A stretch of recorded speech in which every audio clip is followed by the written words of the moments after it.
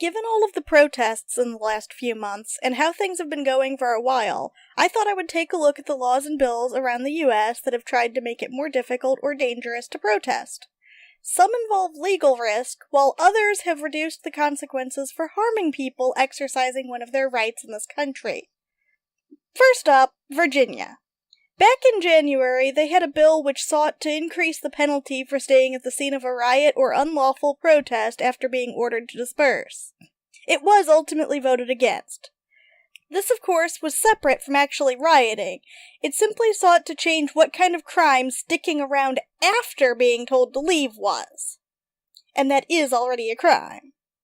Arizona had a bill in their House that would have classified rioting as organized crime and require no overt act in order to be charged with a conspiracy to riot. A bill in Colorado, which appears to be postponed indefinitely, or dead, would have changed tampering with oil and gas equipment from a misdemeanor to a felony. In Florida, a now-dead bill would have added criminal penalties, just a misdemeanor, for obstructing traffic without getting a permit. More importantly, however, it would have made drivers not liable if they hit a protester who was obstructing traffic. In order to actually prosecute someone for injuring or even killing somebody potentially involved in a protest or demonstration on any public road, street, or highway, they'd have to first prove that the injury or death was intentional, or else prove that the person hit was not violating the earlier part of the bill. If this had been in effect in Virginia with what recently happened, the starting point for these events might have been literally proving that the driver intended to hit anyone. Iowa would apparently like to put people in prison for up to 5 years for blocking traffic. They have a bill that looks dead since February that would have turned this action from a misdemeanor into a felony punishable by up to 5 years in prison and a fine of $750 to $7,500. Indiana had to tone down a bill trying to stop people from blocking traffic in protest. Initially, their bill would have had all available law enforcement dispatched to any protest, riot, or even assembly with at least 10 people obstructing traffic to clear the roads by, and I'm quoting here, any means necessary. The process of toning it down looks more like they had to scrap it and rewrite it, actually. Missouri apparently wanted to ban masks, including wearing gas masks to protect oneself from the possible actions of law enforcement or even counter-protesters. This was for already illegal protests, but the quotes around it also implied that nobody would wear a disguise or such equipment if they were peaceful and practicing legally. Guess it's a good thing I'm not trying to be active on any side around there, considering I have asthma and can't risk the irritants both law enforcement and some aggressive individuals have been putting into the air around protests. Well, unless I could provide evidence that it was needed for medical reasons or something, since that was apparently a viable defense. I also suppose nobody has ever had any concerns, legitimate or otherwise, of being targeted for any kind of mistreatment for protesting or expressing their views, particularly political ones, unless they were doing it violently or illegally. It's not like people get fired or shunned or anything. South Dakota limited how many people can gather on public lands. You apparently can't have more than 20 there now. Supposedly, this is just to deal with the construction of the pipeline. And there are more. Common themes seem to be increasing the penalties for blocking traffic and giving drivers a free pass for running over protesters. I'll provide links in the description. I recall reading news of bills that would allow individuals at protests to be charged if a single person became violent. The Arizona one, for instance, would have the potential to have property seized from people who merely participated peacefully in a protest that involved violence at some point, or even the threat of violence that could be immediately carried out. When I went looking for this again, it appears they've just shifted their focus away from that detail. And yet again, this is actually legal actions attempted.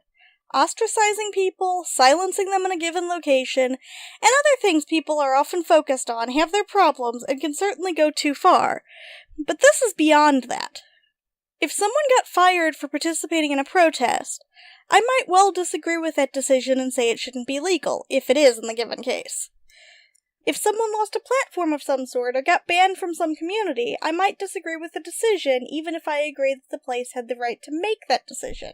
But any of that is different from actually putting someone behind bars for years or ignoring them being killed for making a political statement. Now, don't get me wrong here. Shutting down traffic is a big deal. On top of the biggest problem, the potential risk of others' lives while emergency services can't get through, it disrupts the lives and livelihoods of virtually everyone in the area. It's basically attempting to shut down a large part of society to make a statement or change something, and I'm not trying to say it should be legal, especially for just anyone to do on a whim.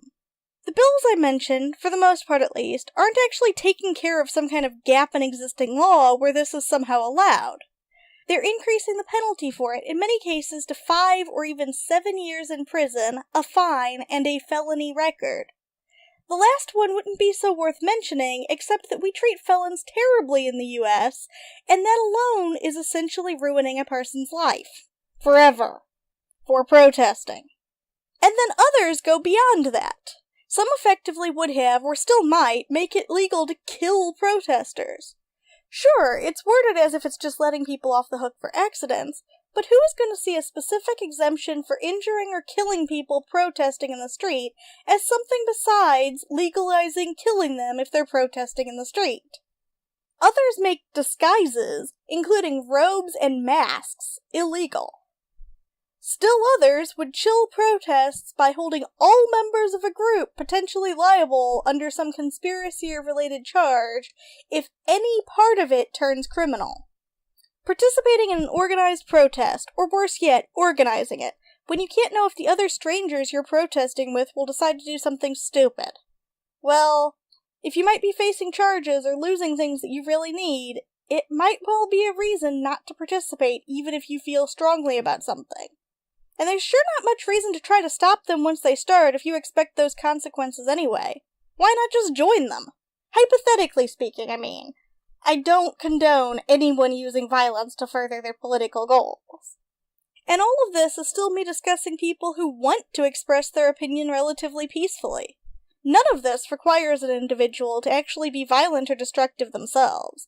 Just trying to protect yourself from tear gas or sticking around too long, not to mention if the police decide to kettle the group, as I watched happen repeatedly during the various smaller Occupy protest live streams, is enough. And this isn't really a partisan issue either. It may seem that way to some people, given who has mostly been seen getting violent or disruptive recently, and really, who needs to do such things when they're already in control?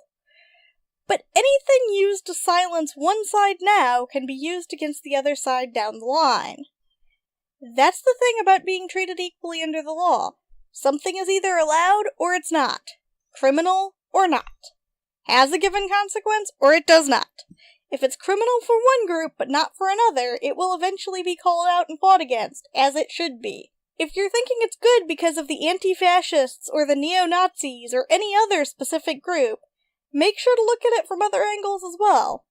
Make sure you're okay with a group supporting your ideas or opposing what you oppose being subjected to the same thing. Because if you're not okay with that, but you think this is okay now, then you're not really supporting this or supporting the freedom you desire. You're just pushing whatever happens to be the most convenient or comfortable for you at the moment. Thanks for hearing me out. As always, civil discussion, suggestions, and constructive criticism are welcome in the comments or via social media. Feel free to rate, comment, and share. If you want to hear more from me, subscribe and click the bell for notifications. And check out the description for any sources that I used.